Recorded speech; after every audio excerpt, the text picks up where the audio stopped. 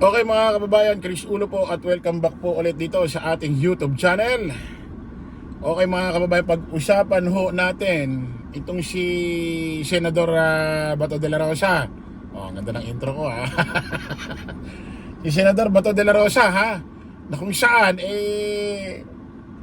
nananaginip ho yata ng gising.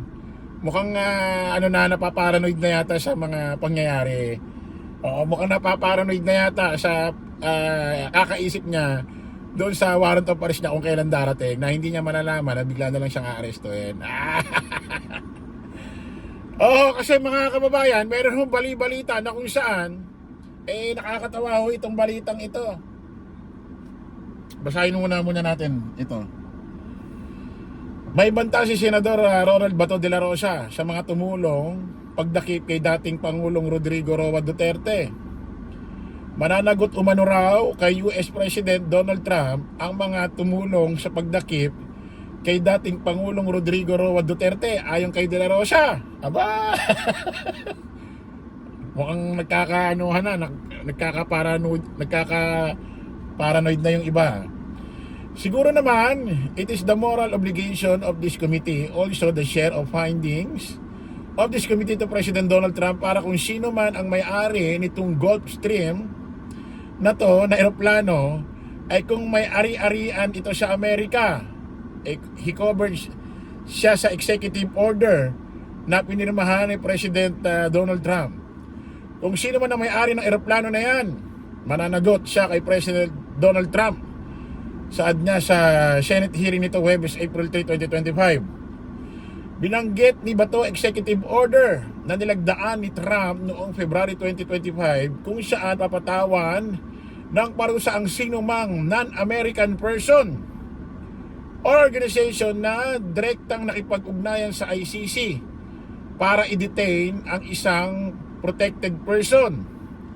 Kabilang sa mga itinuturing na protected person ay US national, US military personnel at sino mang mamayang ng US na to, ally at major non-NATO ally. Kabilang sa major NATO ally, status ang Pilipinas, Israel at iba pa. Mga tumulong sa pag-aresto kay Duterte pwedeng managot kay Trump. Mga kababayan, ang tinutukoy nila rito, yung eroplanong nagsakay, naghatid kay Digong, yung eroplanong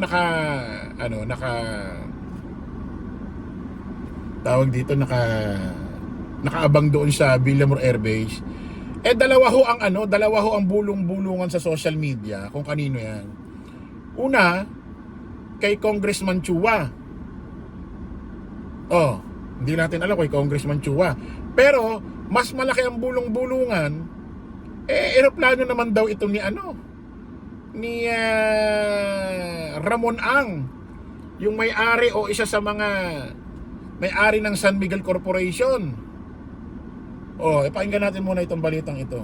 Yung mismong Pakinggan natin. Mananagot siya kay President Trump. Prepare for the repercussions of your action. Very clear yan, those executive order na inisyo ni President Trump na mananagot kung sino mang mag-facilitate ng mga interference ng ICC to their allied countries. If Malacanang is cooperating with. Mananagot. Alam mo, Senador Bato, you make me laugh. Kami mga Pilipino. Huwag mong intindihin, Senador Bato de la Rosa, yung sinasabi mong may mananagot dyan kay Trump about dyan sa mga nakipagtulungan kung paano maaresto si si Digong o sino-sino mga naipagtulungan dyan.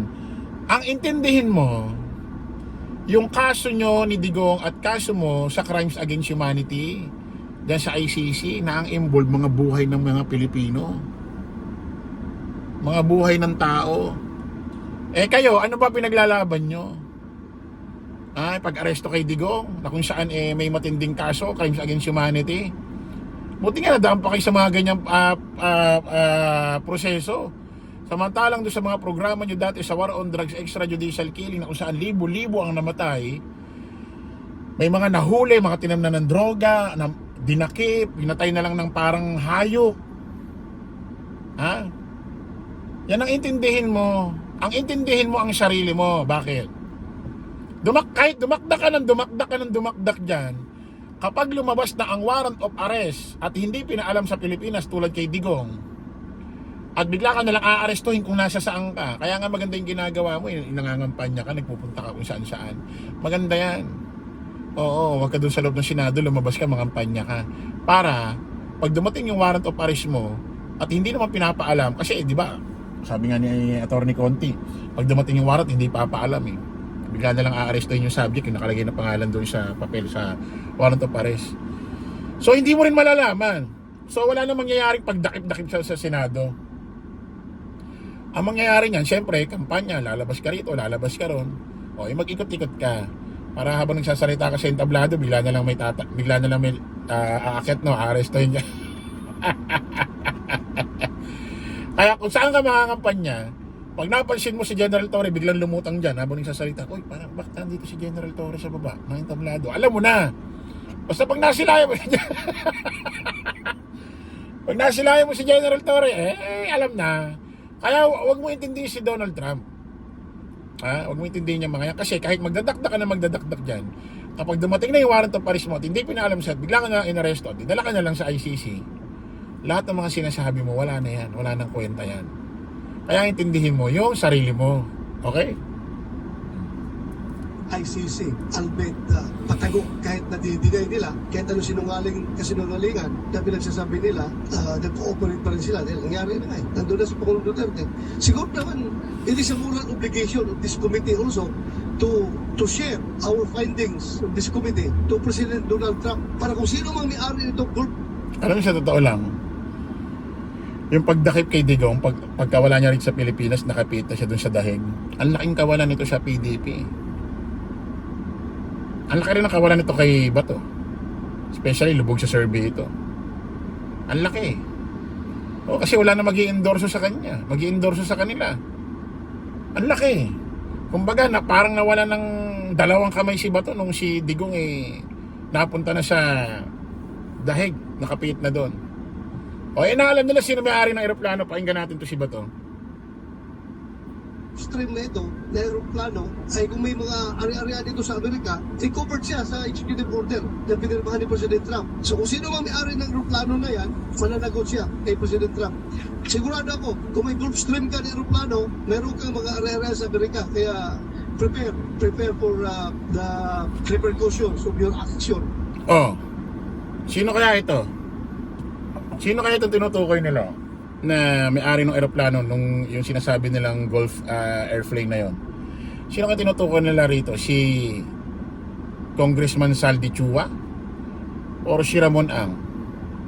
Sino kaya tinutukoy nila rito? Kasi yung dalawa lang ang nababalita sa Facebook ang may-ari Si Saldico, si Saldico or si